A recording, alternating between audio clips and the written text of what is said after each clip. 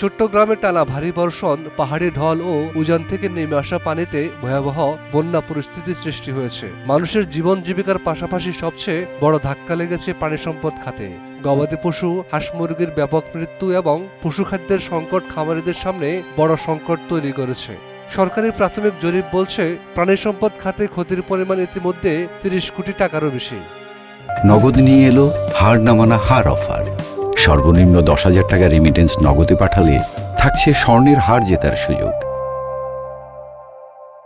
বাঁশখালী, সাতকানিয়া, চন্দনাইশ, লোহাগাড়া, বোয়ালখালী, পটিয়া ও আনোয়ারা সহ বিভিন্ন এলাকায় এখনো হাজারো মানুষ পানিবন্দী।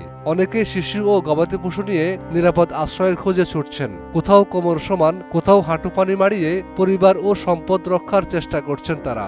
আশ্রয়কেন্দ্রে ঠাঁই মিললেও গবাদি পশু নিয়ে বিপাকে পড়েছেন অধিকাংশ খামারি।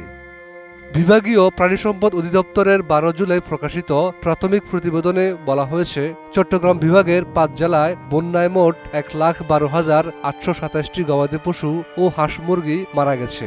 এর মধ্যে রয়েছে ৪৬টি গরু, ১২৩টি ছাগল, ৪০টি ভেড়া, ১,১১,০৯৮টি মুরগি এবং ১,৫২১টি হাঁস। শুধুমাত্র প্রাণীর মৃত্যুতেই আর্থিক ক্ষতি হয়েছে প্রায় ৩,৭৮,০০,০০০ টাকা। তবে সবচেয়ে বড় ক্ষতি হয়েছে পশুখাদ্যে। প্রতিবেদনে বলা হয়েছে, বিভাগের ৩৬টি উপজেলার ১৫৬টি ইউনিয়নে প্রায় ১৮,৪৬৮ টন খড়, ঘাস ও দানাদার খাদ্য বন্যার পানিতে নষ্ট হয়েছে।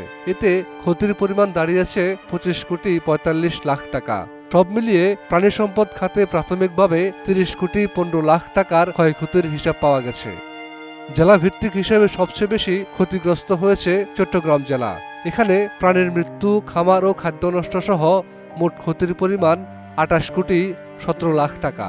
এছাড়া কক্সবাজারে প্রায় ১,৫২,০০,০০০, রাঙ্গামাটিতে ১৪,৮৫,০০০, বান্দরবানে ১২ লাখ এবং খাগড়াছড়িতে ১৯,১৫,০০০ টাকা ক্ষতির প্রাথমিক হিসাব পাওয়া গেছে। এদিকে বন্যায় ৩৩টি প্রাণী সম্পদ অফিস ক্ষতিগ্রস্ত হয়েছে। প্লাবিত হয়েছে ২,১২৬ একর চারণভূমি। খামারিরা বলছেন, গোখাদ্যের সংকট ও পশুর রোগ ছড়িয়ে পড়ার আশঙ্কা বাড়ছে। প্রাণী সম্পদ কর্মকর্তাদের মতে, এটি কেবল প্রাথমিক হিসাব। পানি পুরোপুরি নেমে গেলে মাঠ পর্যায়ে পুনর্মূল্যায়ন শেষ হলে ক্ষতির পরিমাণ আরও বাড়তে পারে। তাই ক্ষতিগ্রস্ত খামারিদের দ্রুত পুনর্বাসন ও জরুরি পশুখাদ্য সহায়তা নিশ্চিত করাই এখন সবচেয়ে বড় চ্যালেঞ্জ। Desk report, ২১ television.